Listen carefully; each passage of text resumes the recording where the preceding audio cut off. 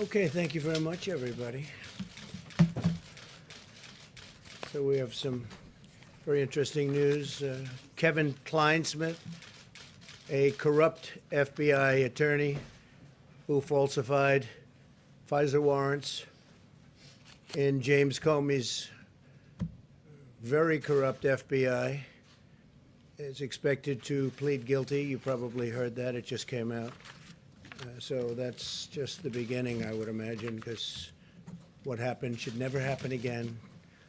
So he is pleading guilty.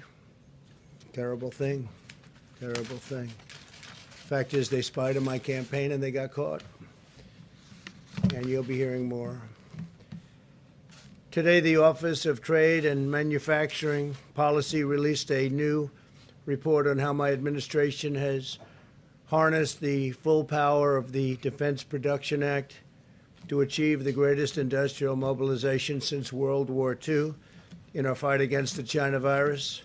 New factories, businesses, and laboratories are being built all over America to match our nation's demand for personal protective equipment, pharmaceuticals, drugs, testing supplies, therapeutics, and vaccines.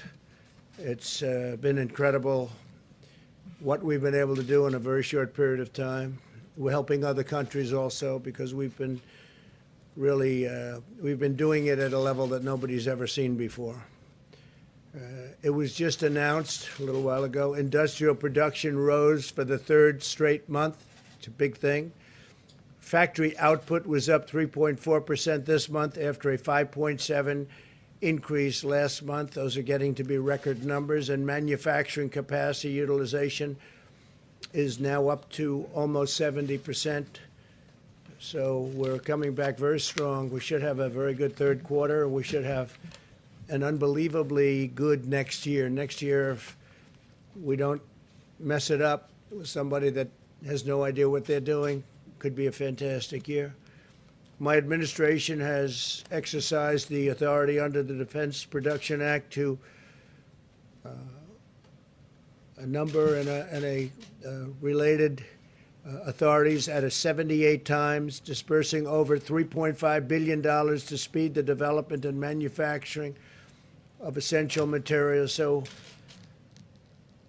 put it a little bit differently, the administration's exercised the authority under the Defense Production Act and related authorities 78 times. That's a lot, Peter, right? It's a big number, 78 times. Came in very handy. A lot of times we just mentioned it and they did what we asked them to do. Dispersing over $3.5 billion to speed the development and manufacturing of essential materials. I've used the DPA more comprehensively than any president in history. There was a time when the media would say, why aren't you using it? Why aren't you using it? Well, we have used it a lot. Where necessary, only where necessary. For the most part, we've had tremendous cooperation. By invoking the DPA, we mobilized the extraordinary productive might of General Motors to manufacture ventilators. GM repurposed the Kokomo, Indiana plant in just 17 days, an all-time record, and has now produced over 21,000 ventilators. We're also working with Ford Motor Company and General Electric to produce over 30,000 ventilators a month. In Michigan, they've done a great job. Our nation is now the king of ventilators. I say that, the king of ventilators. We're sending them all over the world and helping a lot of countries that could never have ventilators. And it's really, I guess we're looking to produce over 200,000 ventilators by the end of the year. Those are some numbers. So we're helping a lot of countries. In April, I directed 3M to increase its manufacturing of N95 masks. By May, they had increased production by over 1 million masks a day. Think of that. They increased production of masks by over 1 million a day. 3M is now manufacturing an additional 39 million masks a month. We also worked with Honeywell to open factories in Arizona and Rhode Island. They're now producing over 20 million masks a month. By the end of the year, domestic U.S. manufacturing will have produced over 1 billion N95 respirators. And all of them are made right here in the USA. That's a big difference from the past. Overall, we've increased N95 mask production by 400 million masks a year. Now, the media might say, why not 500? Why not 600? Nobody's seen numbers like this ever. We delivered more than $75 million in support to Puritan Medical in Maine. I was up there. As you remember, we had a tremendous visit and tremendous throngs of people along the roads on the way to Puritan Medical. Puritans doubled their production of testing swabs from 20 million to 40 million per month. They're doing a fantastic job, and so is Maine. I've also used the DPA to fight price gouging and hoarding. My administration located and seized over 500,000 pieces of hoarded personal protective equipment, including 299,000 pairs of medical-grade gloves, 192,000 N95 respirators, and 130,000 surgical masks. That's hoarding. My administration's decisive actions have yielded truly incredible results. People have done an incredible job. We've replenished the strategic national stockpile that was very badly depleted when we took office and totally neglected in the last administration. Since the start of the pandemic, we have tripled the number of N95 masks on hand to over 40 million, tripled the number of gowns to over 15 million, and quadrupled the number of ventilators to 69,000. By September, the strategic national stockpile inventory is on track to contain over 300 million N95 respirators and surgical masks, over 4.5 billion gloves, and over 190,000 ventilators. It's far more than we've ever done before. It's not even close. As we talk about the economy, we continue to restore America's industrial might. We're bringing more jobs to the USA. We understand that the economic health is critical, very critical to public health. We'll be discussing next week some of the outstanding numbers we have compared to any other country. There is no country even close when you look at what we've done compared to them on the from the standpoint of the economy. And also even during the period of the China virus. In the last 3 months, we've added an average of 100,000 jobs every single day. We've also added over 620,000 manufacturing jobs in the past 3 months. That's despite people saying you can't do manufacturing jobs anymore. You need a magic wand, they said, but they were wrong. Weekly jobless claims just fell below 1 million for the first time in a long time. I'm pleased to announce that as part of Operation Warp Speed, the federal government will be partnering with McKesson Corporation, great company, which is a major medical supplier, to rapidly distribute a China virus vaccine as soon as one is approved, fully approved. They're in stage 3 trials. We have many of them going along different passes, also many different companies doing them. Very, very incredible companies. We currently have 3 candidates in phase 3 clinical trials and are on pace to have more than 100 million doses of a vaccine ready before the end of the year, and 500 million doses very shortly thereafter. And we're ready logistically to distribute them. Our military is ready. We have a great general who's in charge. That's what he does, is he distributes things. Usually it's people and weapons, tanks, but in this case it's a vaccine or therapeutic, as it may be. We continue to actively monitor the virus, executing our strategy to protect the vulnerable and prevent hospital overcrowding.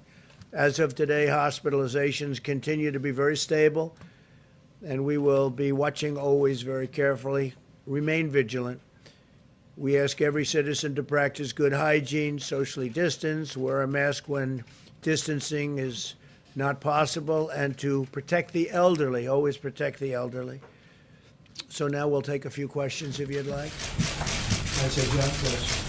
Mr. President, on the issue of more money for the U.S. Postal Service and mail-in balloting, if the Democrats were to give you some of what you want, which you articulated in a series of tweets in the last hour, would you be willing to accept the $25 billion for the Postal Service, including the $3.5 billion to Sure, handle if they mail give us what delivery? we want. And it's not what I want, it's what the American people want. So in addition to, and I think, John, as part of your answer, I can read this, but in addition to the executive orders that we signed, which are going to be doing terrific things in terms of payroll tax cut, which is a lot of money coming to a lot of people very quickly. I've directed the Secretary of the Treasury to get ready and send direct payments, $3,400 for a family of four, to all Americans.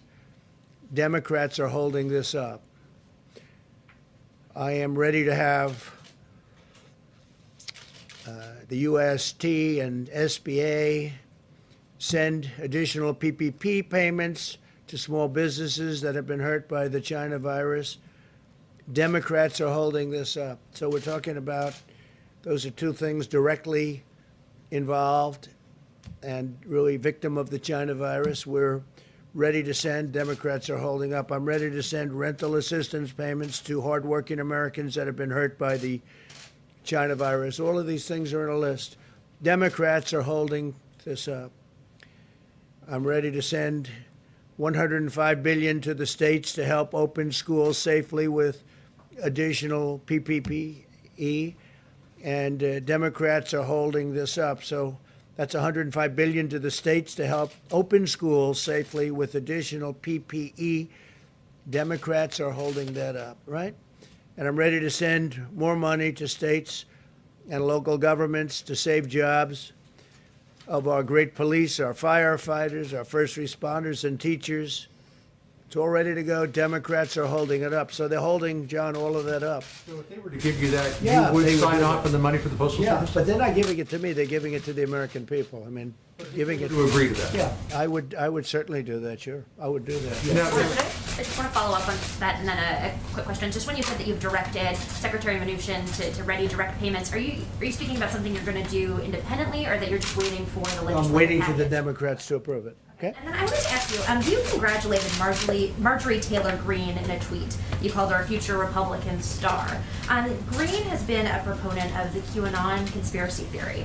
She said it's something that would be worth listening to. Do you agree with her on that? Well, she did very well in the election. She won by a lot. She was very popular. She comes from a great state, and she had a tremendous victory. So absolutely, I did congratulate her. Please, go ahead. Specifically on QAnon and Go her ahead, decision please. to embrace that conspiracy theory. Do you agree with her on that? That was the question? Go ahead, please. I just wanted to ask you, what ails your brother Robert and how's he doing? Yeah. I have a wonderful brother. We've had a great relationship for a long time, from day one. It's a long time ago. And he's in the hospital right now, and hopefully he'll be all right. But he's he's having a hard time. I wanted to ask you also really quickly about Putin's invitation to join a video summit with Iran and other world powers. Would you accept that invitation? I haven't been told of it yet. I heard there's something, but I haven't been told of it yet. Thank you, Mr. President. Two questions on vaccines. First, once a vaccine is ready, who should get it first? I will rely on the doctors to tell me that. I would say probably the elderly. I would say nursing homes. A lot of people said, would you take it? I said, I'll take it if they want, or I'll go first or last. I'll do whatever they want me to do.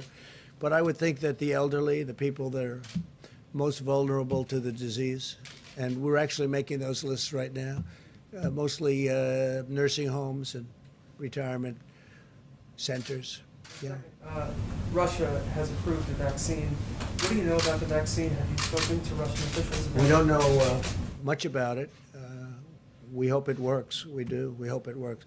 They've cut off certain trials, and we just feel it's important to go through the process. We have numerous different vaccines that we think are going to work, but we want to go through a system of trials. We're very advanced. We're very we'll be announcing something in the not too distant future, also with therapeutics, which I think are very, very important. Yeah, please. Thanks, Mr. President. I had two, one on China and then one on oil. The first one on China. There's a lot of alarm among American companies about your order on WeChat, Apple, Ford. Disney, they're worried because it's such a big communications platform and a payment platform in China that if you ban U.S. businesses from working with them, that they won't be able to sell, iPhones into China or similar markets. Whatever. So you don't mind if Got to this. do what's good in terms of the security of our country. So We've as been, commerce we've been is- very badly let down by China. What's your next question? On oil, the U.S. this week seized 4 Iranian Right. oil tankers going towards Venezuela. Yeah, not Wondering, supposed to do that. yeah, they're going to go to Houston. I'm wondering what you're going to do with that oil and if this is We'll be something. announcing, we have 4 tankers. They're going to Houston, and they're there. They're not supposed to be doing that. Iran's not supposed to be doing that. And so we did. We seized the tankers, and we're moving them and moved to Houston.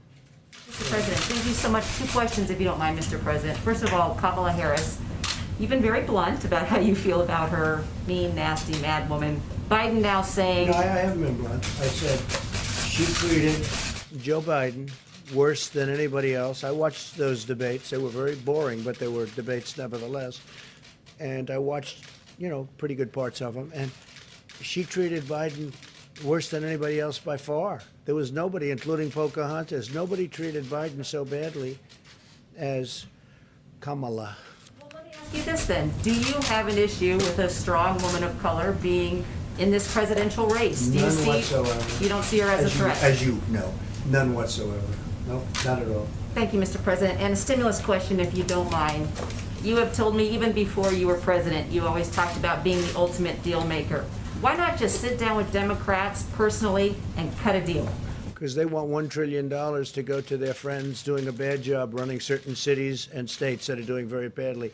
Most of our country is running very well. Even in terms of crime, most of our country is setting records in terms of low. But when you look at Chicago, when you look at what's going on in Illinois and New York and other places, both economically and in other ways, it's horrible. It's horrible. Look at Oregon. Look what's going on in Oregon. I don't think they have a clue. We could stop that. If they would request it, we would stop that problem in 1 hour, like we did in Minneapolis. We would stop it in 1 hour. It would be over. It's so easy to do. Please, go ahead. In the back, please. Alicia Powell, the Gateway Pioneer. Yesterday, you announced a historic peace deal between Israel and the United Arab Emirates, and later in the day, Joe Biden tried to take credit for I heard that. That was a beauty. That's What's your right. We response? announced the deal, and I appreciate it. Even the New York Times gave it great coverage and editorials today. Wall Street Journal, Washington Post, everybody was saying great. And this is something we've been working very hard on. And I saw where Sleepy Joe tried to claim credit for it. And I'm trying to figure out how that one works. No, what he did is they made a terrible deal with Iran. And the deal was a horror show, and I ended it. They gave him $150 billion for nothing. They gave him $1.8 billion in cash for nothing. They got nothing from that deal except trouble. They did nothing. They're just like they've been weak on China. They've been weak on Russia. They've been weak on everyone, and they were the weakest of all on Iran. No, that was a great deal made by very talented people that work with me, and it's been praised all over the world. And what you'll see now is other countries will come into that deal, and you'll have peace in the Middle East. And Biden doesn't even know, he doesn't even know the name of the countries I'm talking about. Thank you very much, everybody. Thank you. Further claims against Kamala Harris, Mr. President.